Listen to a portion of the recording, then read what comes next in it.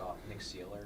He's been missing practice, and he's been dealing with the numbness in his foot. It looks like he's going on the trip, but is there concern about his availability for the start of the season?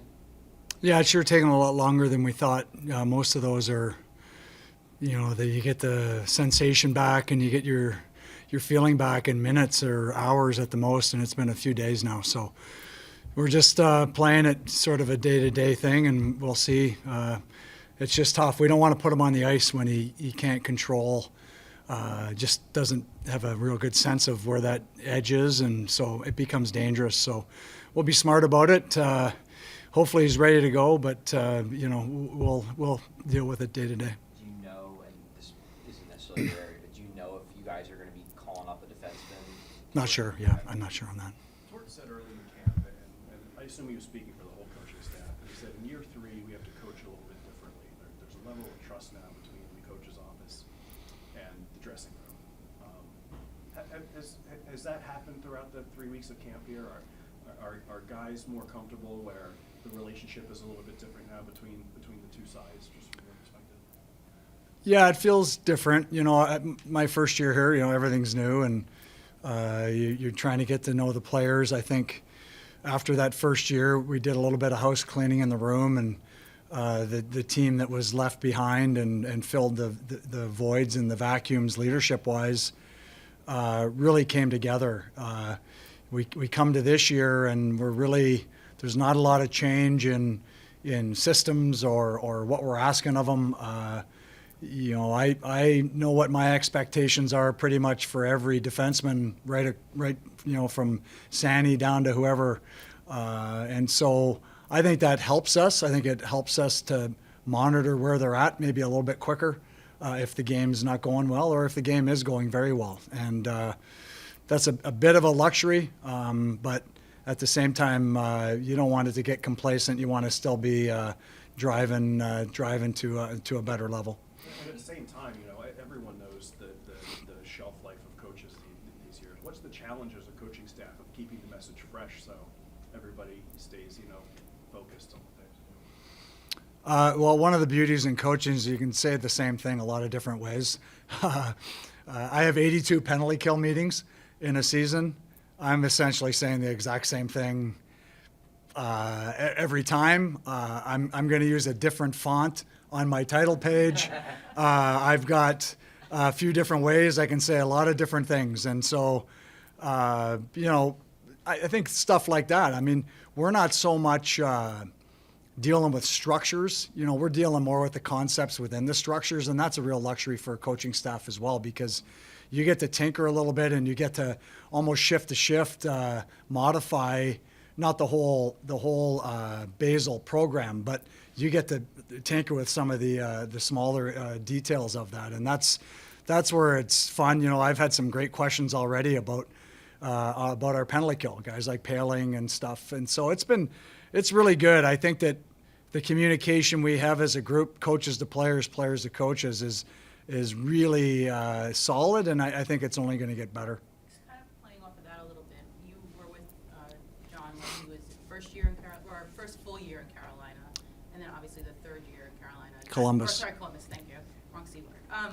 Just curious, what did you see in terms of differences or how everything kind of came together in that third year in Columbus, where you were able to win a playoff series for the first time in his franchise history, I think it was. Mm-hmm. Was there a big difference in the dynamic between the coaching staff and the players from year 1 to year 3, maybe? Well, it was interesting for me. Like you said, I missed his first year. He came in a few games into that season in Columbus. And so watching him in his first year here was, learned again, I just think he's a fantastic coach. But I think it helps us. I think that, we're on a little bit different trajectory than that team was. But our internal expectations are very high. And, we know where this team can go. We know how well they can play. We know what their A game looks like, and we're going to ask for it more often. We're going to ask them to be more consistent. That's the real key on moving forward, not just as individuals, but as a team, is how consistently can you do it? One great game is great, but when you can string 7 or 8 together then you're heading in the right direction. And that's going to be our task, is to see how consistently we can put out good efforts, not just as individuals or special teams or small elements, but the total package, the whole team. It Right. seems to be, that's Two the word more, this year. Consistency seems to be with everybody, like Zamula was talked about, Frost, Barrett, like, consistency seems to be the big word going into this season. I think it's a big one for us. You know, I've talked to a lot of the younger players about expectations. What are they expecting? You know, both as a player and as a team. And I like a lot of their answers. I've had guys, well, I don't really want to tell you, you know, what I expect, but I think it's great when you have goals. I have personal goals for where I'd like this team to be at the end of the regular season, and where the defense I'd like them to be. And so I think we're all going to strive for that and push. And it's an exciting time of year. It's we're just gearing up for game one, and you're full of optimism, and you're just hoping that we can get off to a good start and then get to that final ending point we're looking for.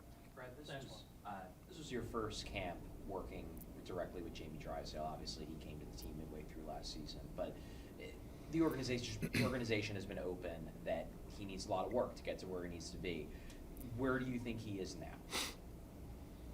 Well, I just think he's in a way better physical spot, which helps your mental game as well. I think his confidence level is way higher. It's a huge component of trying to create offense in this league, and that's what we're asking of him, to run our power play and jump up and join the rush and be selective but be smart and add to our offensive attack. Most of the holes in his game are away from the puck, and I don't want him to become a checker, but I would like him to be able to check better so that he's playing with the puck more often. That's just the math of it. If you have the puck for 30 of your 40-second shift, you've got a better chance to create than if you only have it for 8 or 10. And so we'd like to be as hard to play against as we were last year, away from the puck, and hopefully have a little bit better finish and a little bit better ability to make teams pay for their mistakes. But no, I can't wait to get going. Jamie's going to be a big part of it, and that's about it.